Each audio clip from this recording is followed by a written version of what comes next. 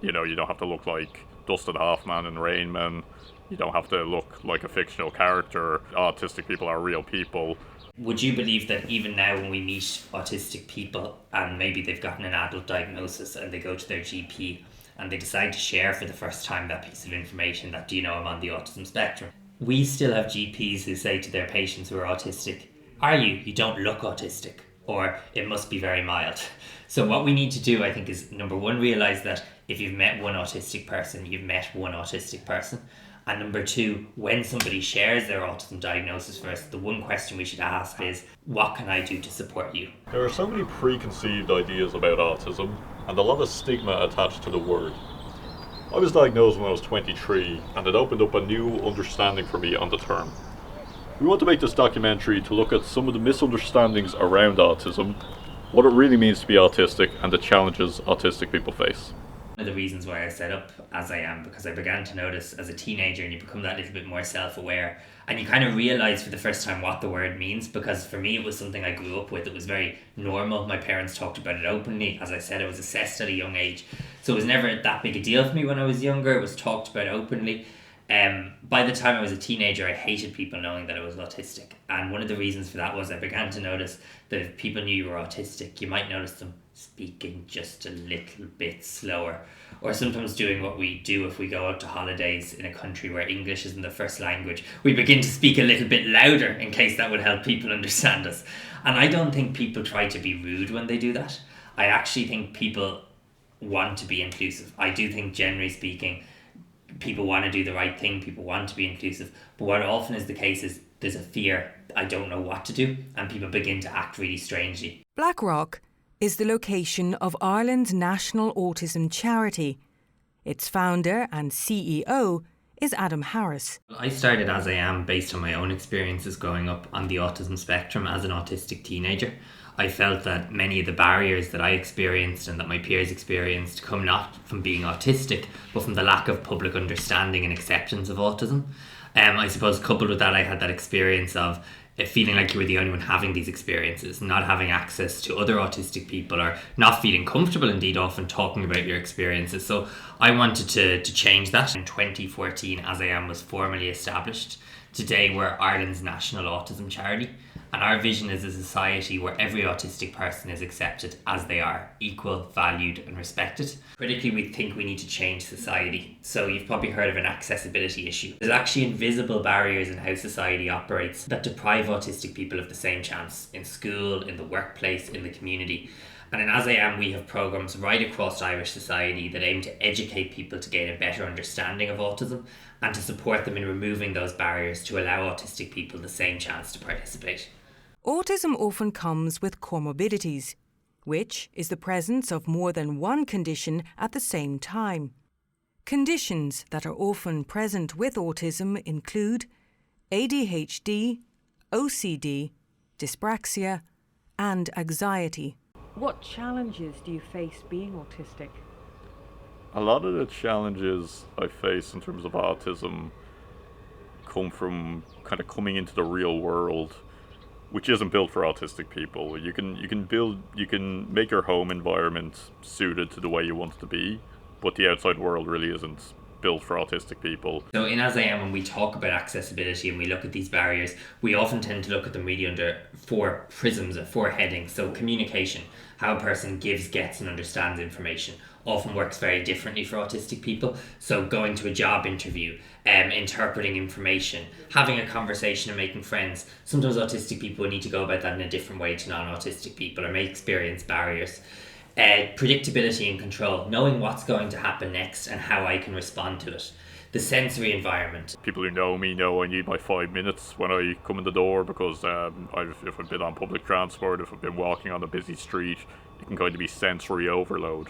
And that's something neurotypical people don't really experience, that you perceive senses differently when you're autistic. So having a lot of sensory stimulus can really overload you.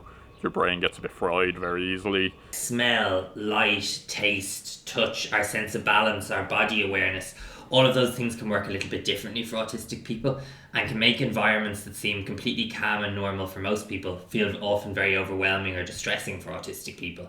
And then finally, and probably the saddest of all, the group of barriers that our community consistently tell us is the greatest barrier, the judgment and attitude of other people. Autistic people experience the world in a very different way, often have to go about day-to-day life in a different way to other people, but don't look any different to anybody else. And as a result, often society doesn't provide the level of support and acceptance that is required, or can be very quick to jump to stereotypes and judgments. And this can disempower autistic people, it can create a stigma, and it can stop autistic people getting the support and the acceptance they need in the community. Once you tell someone you're autistic, it's very common for people to just not give you a chance.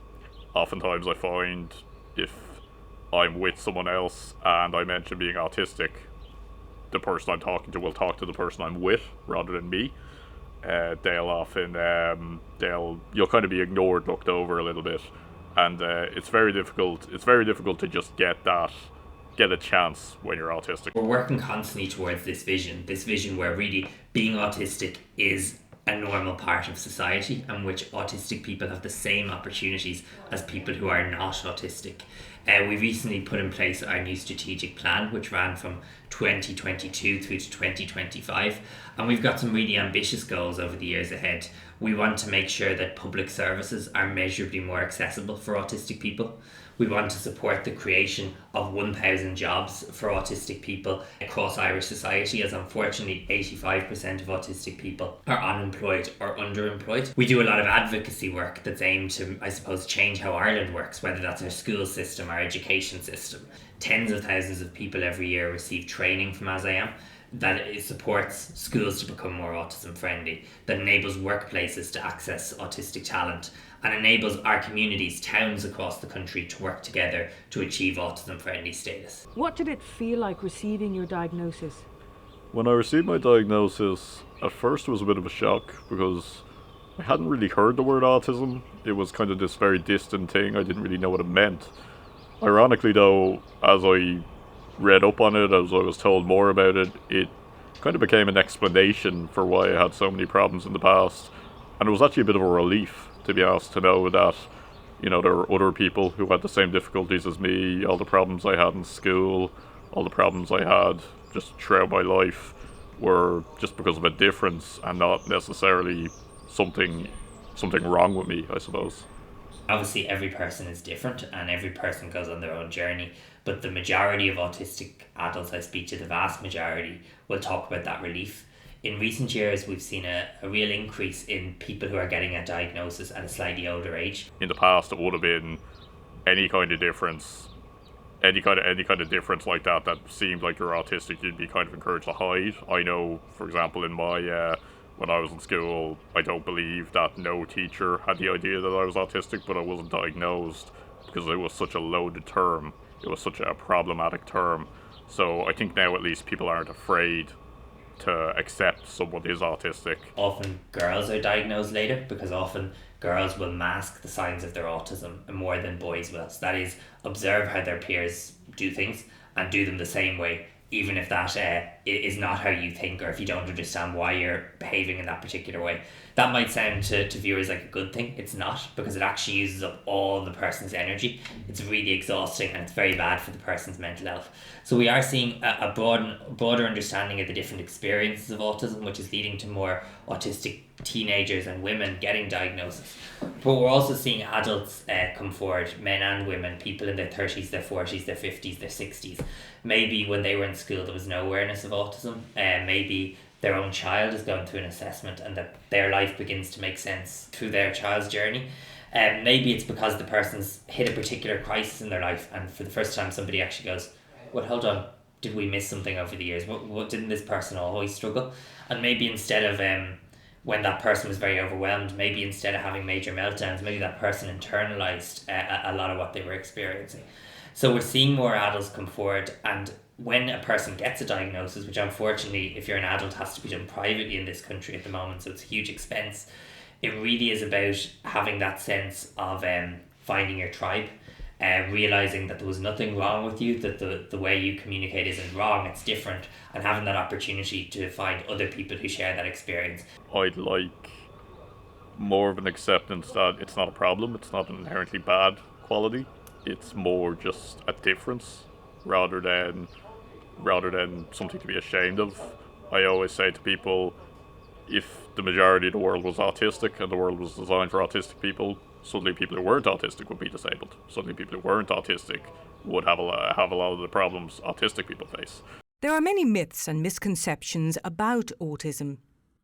One of those is that vaccines cause autism.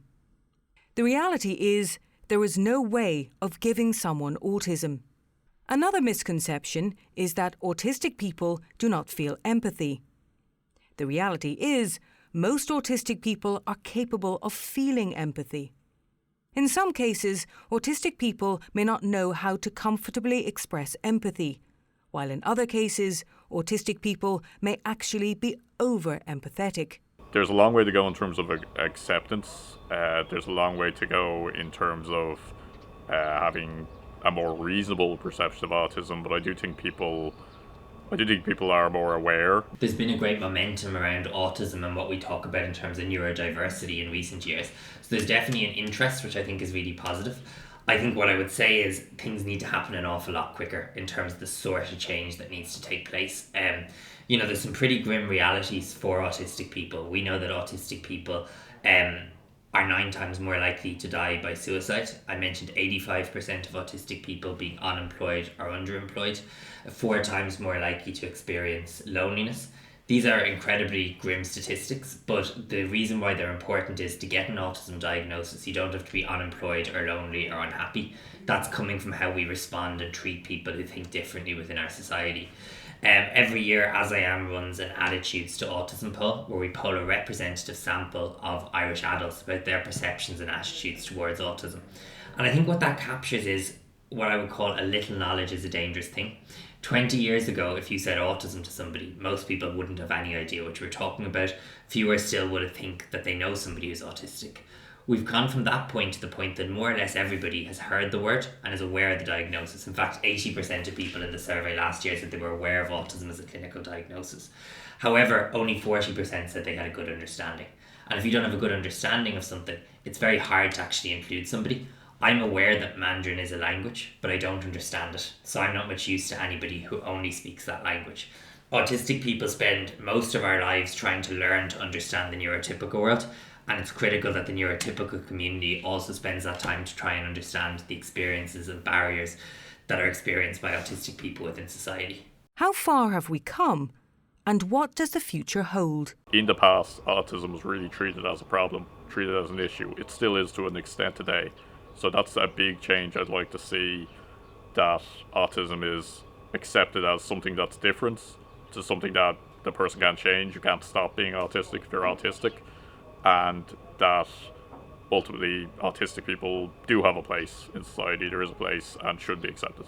So I think you have to recognise the progress that has been made in 10 or 20 years, but I think there's still a lot of work to do. It's how I sometimes try and frame it is if we think about other equality movements, so if we think about the women's rights movement, which started I think in the late 1800s, if we think about the LGBT movement, which possibly really started around the 1950s or 60s, these are older movements that have taken a long time to get to where they are at now, and we're at a very early stage within the autism community. We're still at a point whereby, yes, there's more awareness, yes, attitudes are shifting, but still the vast majority of autistic people unemployed, still the vast majority of autistic families facing huge economic hardship because of the lack of supports and services.